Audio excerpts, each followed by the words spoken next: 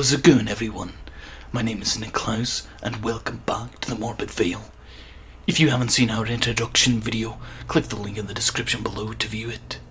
Today, we are pleased to present to you our first ever character build for the Elder Scrolls V Skyrim. So without further ado, let's jump into the gore.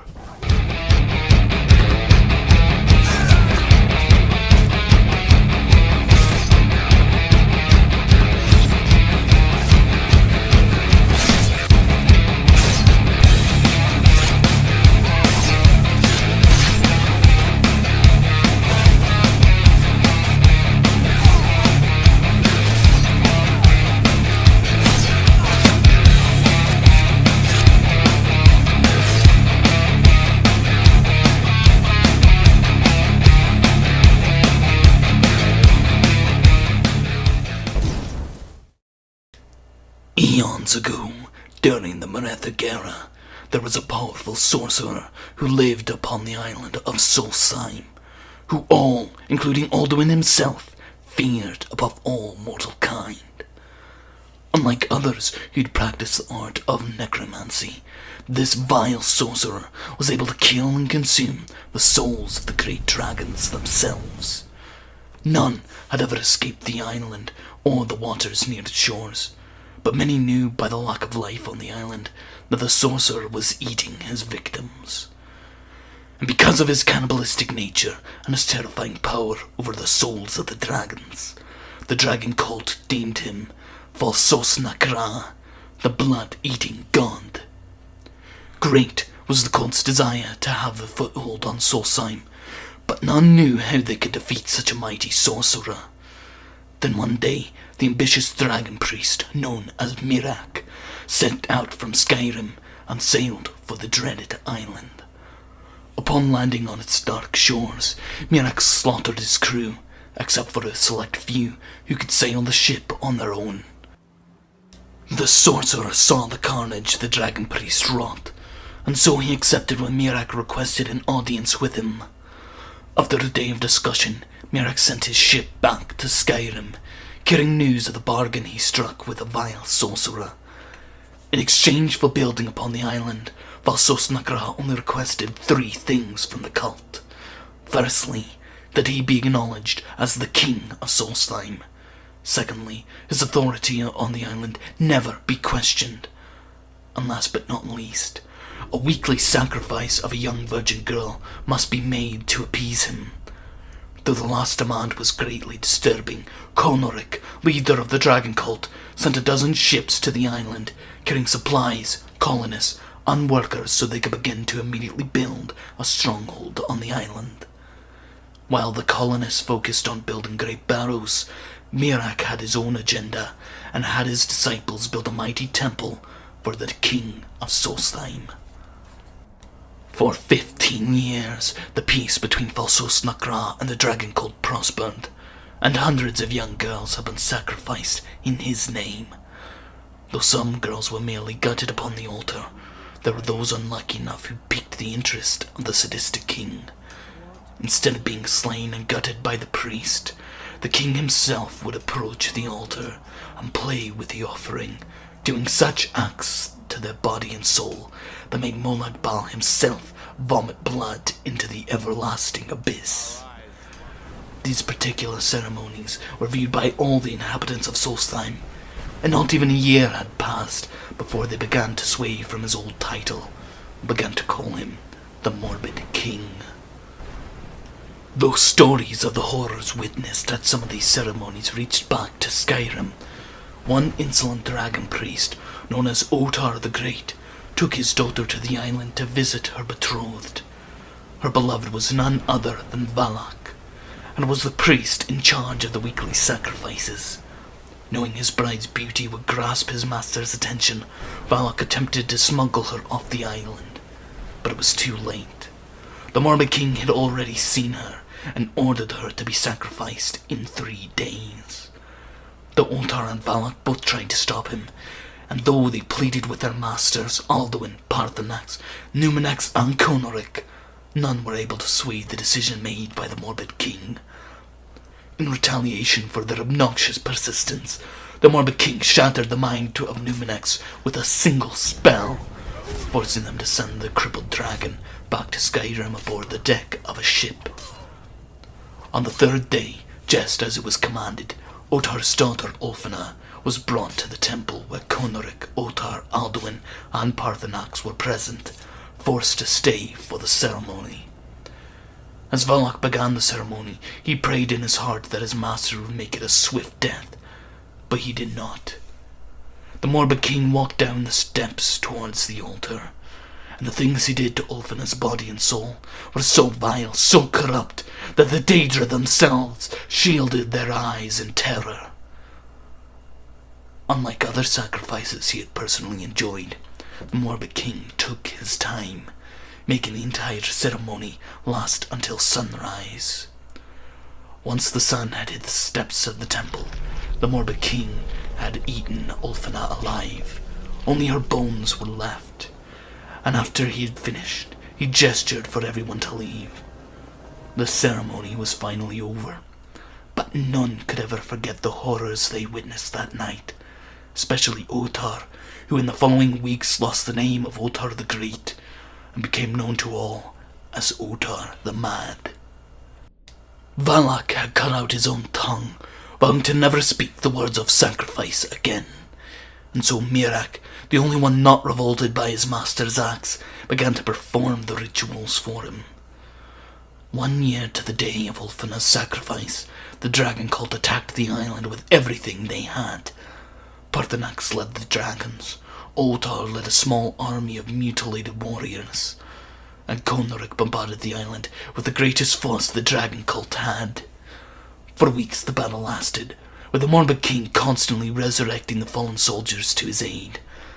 Eventually the dragon cult gained the upper hand, with the aid of Azura and Meridia, and together they slaughtered the Morbid King. However, unbeknownst to them, he was not truly dead. During the year that the dragon cult assembled their armies, the Morbid King anticipated their attack and split his soul into 2 fragments.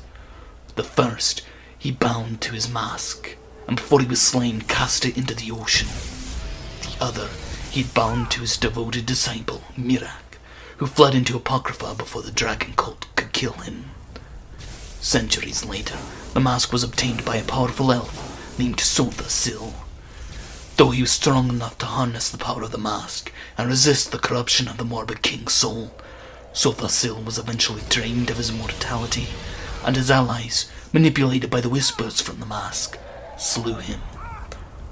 Only a week ago, the last Dragonborn discovered the mask and made the mistake of placing it upon his head. The Morbid King was a master of souls, and with the power he obtained from Sotha-Sil's death, managed to possess the Dragonborn and take full control of his body, and consuming his dragon soul in the process. Now the Morbid King has returned, with power over the souls of the dead, the minds of the damned, and the maggots of the flesh. Woe to all life in none. Woe to all life throughout the realms. Woe to all the souls that swim within the void itself. It is quite obvious that this build and the channel overall are not for the faint of heart. Don't worry, we will have some heroic builds for you in the future to balance everything out, but our villainous builds will always be incredibly dark. Though truth be told, I don't believe we could ever outdo ourselves in the level of depravity and sadism that we have poured into this build. Now let's talk about gameplay for the Morbid King. As stated, the Dragonborn doesn't turn into the Morbid King until much later in his adventure. Aside from his heroic deeds, very little is known about the Dragonborn before his demise. He was a strong Altma warrior who most knew as a selfless hero, helping others without the slightest concern for himself or what prizes waited him in the end. But that's not what you're interested in, is it? You're interested in what the Morbid King did after regaining a physical form. The Morbid King is as sadistic as they come, so use your most depraved thoughts to fuel your playthrough of the character. Use illusion spells to force allies to slaughter one another. Use potent poisons to watch the mighty fall to their knees in dreaded agony. or travel to Solitude and turn those annoying brats into orphans, killing and eating their parents right before their eyes. All this and more, the Morbid King will not think twice about. Being unfamiliar with the new world, the Morbid King wastes no time in seeking out Daedric artifacts, knowing that they could greatly enhance his power. Unfortunately, he'll find that most of the artifacts are weak and petty, so he'll either place them into his collection or grant them to his most devout servants. He seeks a form of immortality that doesn't require separating his soul again, as his soul requires time to replenish itself before he can separate it into such large pieces again. He finds his immortality in the form of the Volkihar vampires, who he had only heard rumours of in the years before the Battle of Solstheim. He eventually hears rumours of an organisation of killers and decides to look into it, eventually joining the ranks of the Dark Brotherhood. For a while he studies them, waiting for a time when he can take control. But as fate would have it, he becomes their leader without any need of his own betrayal. From there he finds himself face to face with a cannibalistic cult who worships an all too familiar name, Namira. We have some of our own unique lore on their relationship later in the video to flesh out his backstory some more. When it comes to interacting with others, the Morbid King does not care about any person's feelings and will always do his best to intimidate during a conversation. If his intimidation backfires, he doesn't care for the life of any mortal and will begin slaughtering and eating all those who stand in his way. However, those who are just as sickening and twisted as he is will be the only ones he'll show any form of kindness to. Eventually in his travels, the Morbid King enters Whiterun and sees an all too familiar face, Ulfina. Whether she is a reincarnation or a descendant from the original, it does not matter. She's just as beautiful and headstrong as she was all those eons ago. Here, it is up to you as to how you will deal with her. Will you kill her family one by one? Will you force her to kill her own lover? Or will you do all of the above, eat her corpse, then resurrect it as a dead thrall? So many possibilities, and the choice is all yours. As the weeks go by, he builds up the Blades to their greatest potential, ruling over an organization of fighters who are loyal to him above all else. He also finds the Imperials to be far more loyal than the rebel scum of Ulfric, and thus pledges himself to them. Using his skill and influence to gain their trust, the Morbid King begins to set his plan in motion so he can eventually become the Emperor of Tamriel. After acquiring all the knowledge and power he can from Parthenax, the Greybeards, and the Black Boots of Hermaeus Mora, the Morbid King sets out to destroy his former disciple, Mirak, and reclaim the part of his soul that the arrogant dragon priest has taken full advantage of. After Mirak is defeated, his soul complete, and once he is close to slaying Alduin, the Morbid King realizes that he needs to remove one last obstacle from his path to dominion over Nirn and the dragons. Parthenax, the great dragon who guides the Greybeards, inevitably falls to the blade of the Morbid King, his soul consumed and used to further fuel the Dark Lord's power. Before you kill Parthenax, ensure that you have focused on the power of Yol, as Fire Wyrms are the aspects of the dragon's souls, forever forced to serve the Morbid King in death. In addition, if you have any mods that allow you to kill the Greybeards, then slaughter them to ensure that your rise to ultimate power is never threatened. All of our Skyrim builds are designed for the legendary special and anniversary editions of the game, but we will recommend some mods in the description to further help with your gameplay. Now to continue, when it comes to religion, the Morbid King does not bow to any deity. He loves Namira as he was the one who created the Lady of Decay, but he does not worship her as his faithful companion Aola does. The Morbid King seeks out all of the Daedric princes, obtaining their favour for one purpose or another. As for the Daedra who aided the dragon cult in killing him all those eons ago, he helps them, but only to later betray them. He helps Meridia by cleansing her temple, but only so he can cast her prized sword into a dimensional rift, locked away for all eternity. He offers his services to Azura, but only to discover that her star has become tainted. He eventually claims the star, but has it tainted further, forever severing it from the Daedric Prince. To add more insult to injury, he kills Azura's priestess and feeds on her corpse right in front of the beautiful shrine. The Daedra are not the only deities the Morbid King has little respect or care for. He mocks the foolish Nords who go around praising a man-made god, and laughs at how riled they get when he makes the slightest insult about it. Needless to say, he isn't a fan of that shouting fool in Whiterun, and has no problem in silencing him forever. Despite his disdain for the Talos worshippers, the Morbid King doesn't care much for the Thalmor either, as they are pompous weaklings who hide behind words and simple magics. Be they Stormcloaks, Thalmor, bandits or others, the Morbid King will kill any that prove to be even the slightest annoyance to him. Though he serves as the listener to the Dark Brotherhood, the Morbid King does not worship Sithis or the Night Mother, as the others do. In similar fashion, he does not bow to Hermaeus Mora, though he was branded as his champion for killing Mirak.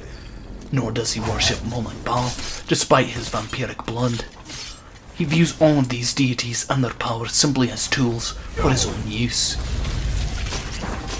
When it comes to combat, the Morbid King will utilize distraction spells such as Fireball, Chain Lightning, and Ice Storm at a distance. As enemies get closer, he will cast a destruction rune of any kind, depending on his target, before switching to his sword for up-close combat.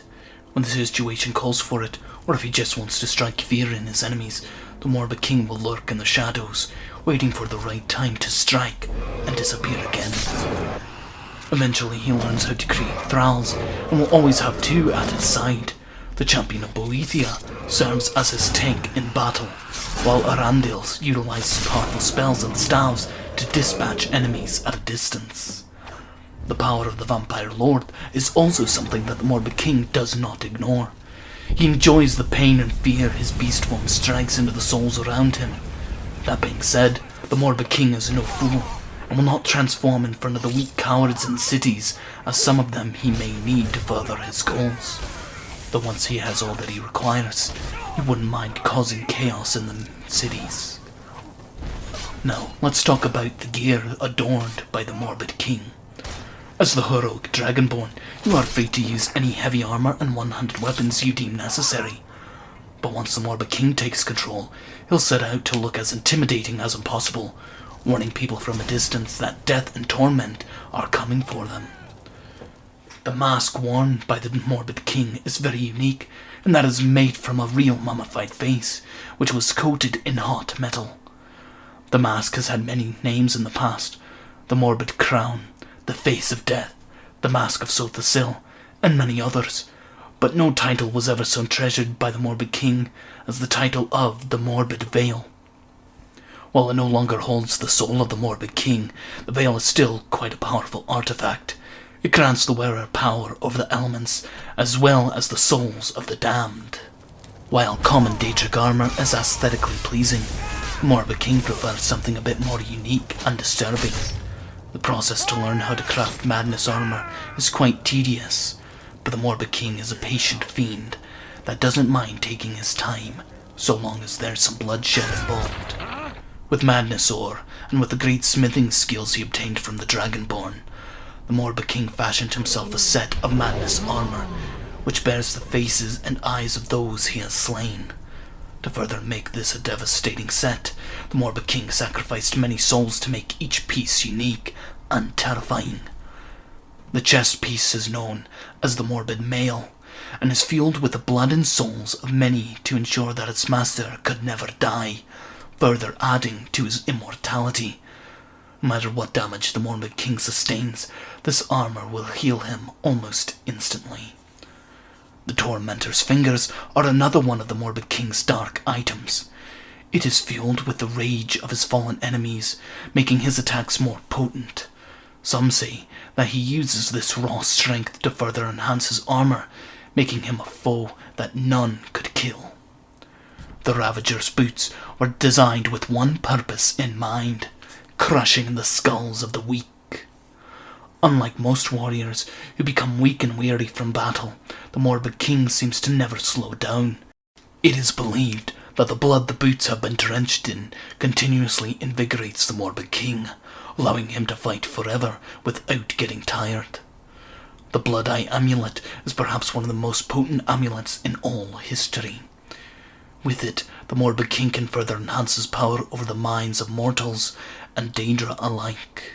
What is more, the combination of blood and gold have helped the Morbid King create a talisman that eliminates the potency of most magical attacks, providing him with that extra little protection in combat. The Ring of Namira, originally a token that belonged to the Morbid King when he lived isolated on Solstheim. There are two beings alive that know how Namira came to possess this wicked item: the Lady of Decay herself and her master. Before the treaty with the Dragon Cult, two sisters were lost at sea, and eventually their raft landed on the island of Solstheim. Arya and Namira wandered around the desolate island for days without any food or fresh water. The two eventually stumbled upon a strange cave, and when they went inside they discovered Falsos Nakra waiting for them, with fresh meat and pitchers of clean water. Though he seemed friendly at first, Arya quickly realised that he was up to something dark. She tried to warn Namira, but it was far too late. The Morbid King had already seduced the younger sister, and had her complete loyalty. Arya tried to attack the sorcerer, but Namira would not allow it and attacked her older sister without hesitation.